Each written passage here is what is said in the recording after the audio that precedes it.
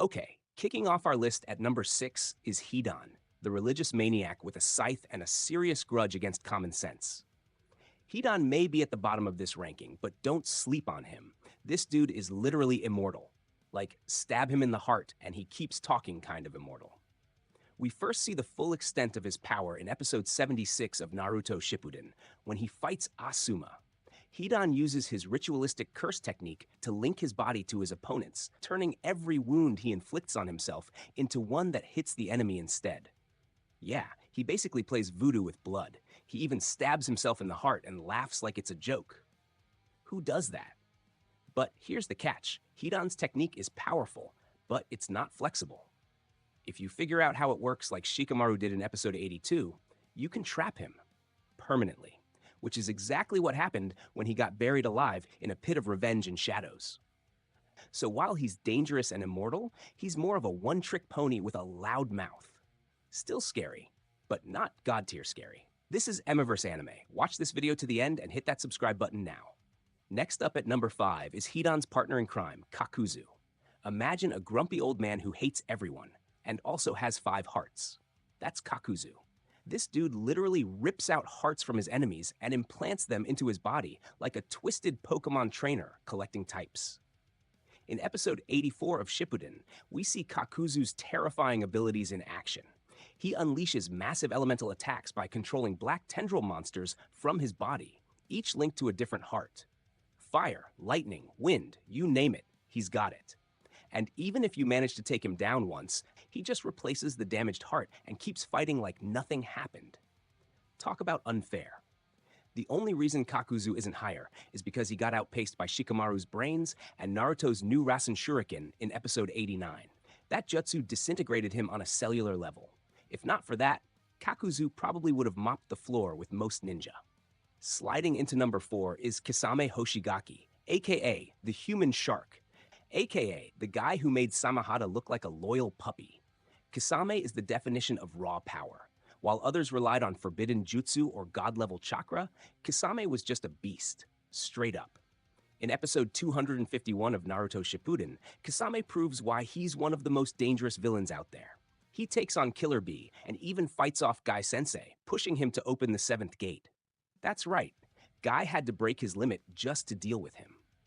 Not only did Kisame have a chakra pool comparable to a tailed beast, but his sword Samehada could eat chakra like a bottomless buffet. And don't forget the water dome technique he used in episode 251, turning the battlefield into his personal aquarium. Inside it, he's basically a fish god. But the real kicker? He was so loyal to the Akatsuki's cause that he committed suicide just to avoid leaking info. Powerful, loyal, and terrifying. But not quite immortal or world-bending, so he lands at number 4.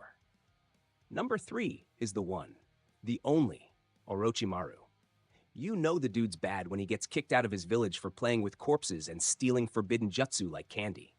Orochimaru is that guy, the creepy science teacher from hell with a god complex and a voice that gives you goosebumps.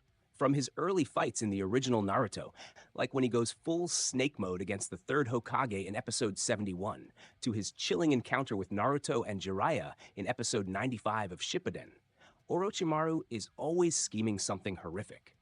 But what really makes him dangerous is how many times he doesn't die. Every time you think, okay, he's finally done, he just pops out of someone else's body like a cursed USB drive. His obsession with immortality, forbidden knowledge, and cloning is what makes him so unpredictable. He even creates a mini version of himself inside Anko's curse mark, just in case. While Orochimaru may not have the raw destructive power of the top 2, he's the kind of villain who survives nuclear war just to steal your DNA and start a new experiment. Taking the number 2 spot is the man, the myth, the meteor-dropping nightmare, Madara Uchiha. If Naruto villains were wrestlers, Madara would be the final boss with his own theme song and fog machine. From the moment he's fully revived in episode 322, he steals the entire show. You want to talk about power? This man walks into a battlefield filled with thousands of ninja and says, "Let me try without my eyes first," and he still claps them. Then, to make sure everyone knows he means business, he summons not 1, but 2 meteors in episode 322. 2. and the second one crashes into the first like it's a combo move from a fighting game. He gets even crazier when he becomes the Ten Tails Jinchuriki in episode 392, achieving near immortality, flight, regeneration, truth-seeking orbs, you name it. He even tanks hits from Might Guy's 8th Gate, which is supposed to be suicide tier powerful. So why isn't Madara number 1? Because in the end, he got played. Hard. And that leads us to our god tier villain. At number 1, the literal mother of all chakra, Kaguya Otsutsuki. When Madara thought he was pulling the strings, Kaguya appeared and said, "Actually, this is my show now." She's not just a villain, she's a whole new level of existence. Kaguya's debut in episode 4458 was mind-blowing. She immediately warped reality, split dimensions like flipping TV channels, and forced Naruto and Sasuke to fight in spaces where gravity and logic didn't even apply. She can manipulate chakra on a planetary scale, teleport at will, regenerate, absorb techniques, and launch devastating truth-seeking orbs that erase people from existence. And she has an emotionless calm that makes her even scarier. Like, she doesn't want to destroy you out of rage. She just doesn't think you deserve to exist. Cold.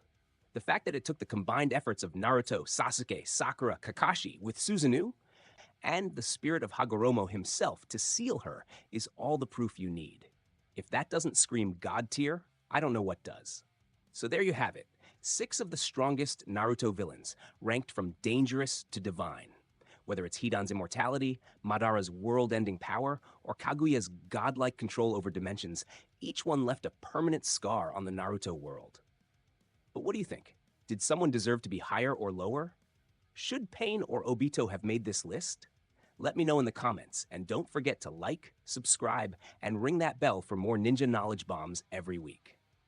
Until next time, stay hidden in the shadows, my Shinobi friends. Okay, kicking off our list at number 6